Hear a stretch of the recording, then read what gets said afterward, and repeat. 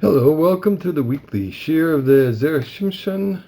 I'm Yosef Lay, for those who don't know. And for those that do, maybe that you want to hang up right now. On the other hand, it is the second day of the month of Iyar, base Iyar, and it is the 17th day of the Omer. Bez Hashem will be counting for the second giving of the Torah, Bez Hashem and Mashiach, Ben Tzidkenu. I have a short piece. I was hesitant to say this piece, but say another piece. But I know everybody's time is precious, and I don't want to make it too long. But there's a beautiful piece, and if somebody has the Zera Shimshon from Kedoshim, it's mamish a beautiful piece on the beginning of on base. It's from a Gemara about Metzia, but we won't go into it because if I get started, I won't finish. And it's too long for this shir. So we're going to do this shir. This is also very important to understand, a concept to understand. He brings the midrash, and this is the last piece in Zion in the Zera Shimshon for this week. It's a midrash in Torah's Kohanim, Parshas Kedoshim. It says there, "V'avdil eschem en oamim." I will separate you from the nations. L'hiyos li, to be for me, means God. If you will separate yourself from the nations, hariyatem shali, then you become God's people. Im lav hariyatem shel Nebuchadnezzar v'chaverav. If not, you become accomplices to Nebuchadnezzar and his friends. I mean, in other words, and it's a wonder. V'hu tema the mabo lehoidiena. So what is this coming to tell us? If we're good boys and girls, so God loves us, and if not, you become like enemies to God. Okay, I think that's pretty clear. Okay, v'yuvan b'mashe pirshu hamikubalim al pasuk in Eicha. The Mekubalim have explained the pasuk in Eicha. It says there, v'hayu tzareh l'roish, our enemies to be for the head, to the leaders. She'omru zal, the Gemara in Gittin, everybody knows this from Tisha B'Av. It says, "Kol hametzer the Yisrael Nasir Rosh." Anybody who aggravates the Jewish people become the leaders. Dahainu Yisrael min ha'roi, she Yisrael min ha'roi hu sheyu kulam mushrashim b'kedusha. It's really fitting for all Jews to be completely enveloped in holiness. V'chein hu be'emes, and that's true. Kisha oisim ritzayna shel makam. When is do we become enveloped in holiness? When we are engaged in doing the Ratzon Hashem, the will of God.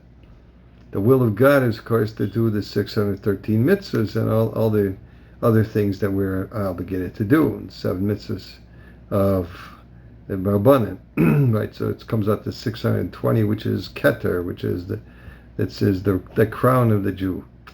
Okay, aval kishehem chaitim. But if the Jewish people sin, chas v'sholom, kedusha parachas mehem, holiness runs away from them. V'hatuma adarabba oichezes b'hem, and cleanliness holds on to them. Lefisha la'olam heim makaimim eza mitzvah. Therefore, when they're fulfilling some mitzvah, mishum hachi eza nitzut shel kedusha nishar b'hem. So there's a spark of holiness that attaches to them. But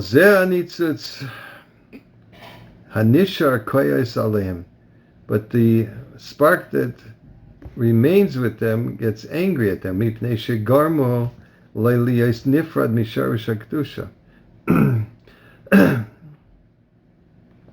Because they separated from the roots of holiness. Now it has to sit with the tumah. That's an interesting concept, that's a little deep, but basically, whenever you do a mitzvah, the Sfarim HaKadoshim say, you have created an angel, which is a force of holiness. So that force of holiness now has a place to hold on to holy places in heaven, and you become holier. Okay, But let's say the person is doing averas and he did happen to do a mitzvah. So that mitzvah, the holy spark, goes into a kind of a depression. It gets angry and says, "Why are you doing a mitzvah? Because I have to go to the other side now, the side of not holiness." And that power goes to the other side. They call it sitracha. Now this is a very basic concept that everybody should know, but I know a lot of people don't hold of it, but don't know of it. Let's call it. And all the kings of the nations, they have a spark of holiness. Otherwise, they wouldn't be alive. That we make a special blessing if we see a king of nations. It says, now if we see a king of a non-Jewish even the king of England, what can we do? We got to make a bracha if we see him. He said he gave his honor from his honor to flesh and blood. Like it was by Esav, that says by Esav that he had the treachery in his mouth, right? He had a holy spark in his head.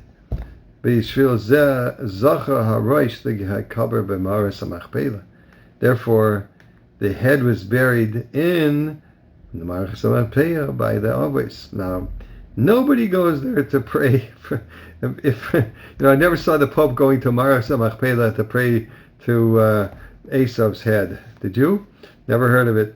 Anyway, unfortunately, the Yishmaelim hold of that place because of Avram Avinu and Yitzchak. But okay, we won't go there. That's they don't understand anything. That's why Yitzchak loved Esau, because that perhaps he could bring him to do tshuva.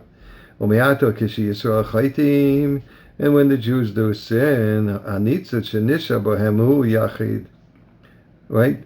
That spark that remains in them, that spark of holiness is it wants to cling on to the other side, which is the negative side, the side of Tuma. That is the side of that, the king of Basar and Adam, the king of flesh and blood, who is a pository of wickedness and impurity. So, Magbir Koyach Ha'uma Neged Yisrael. And what happens is that spark, that holy spark that we did, goes and gives a life force and koyach, and power to the nation, that it will be turned against the Jewish people. Kivin shehu kekas imahim, because it becomes angry with them. That's what it says indicates in the Midrash in Torah's Kahanim here. Imatem muvdalim min, right? If you separate yourself, by doing Torah and mitzvahs from the goyim and not following their ways, right? Don't go in their ways of the goyim.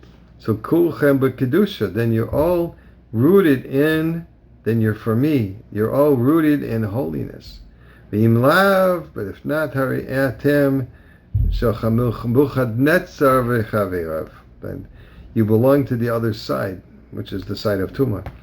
The shekevan nidvaktem bohem anitzut shelachem, since you've attached yourself to the negative side, so that influences and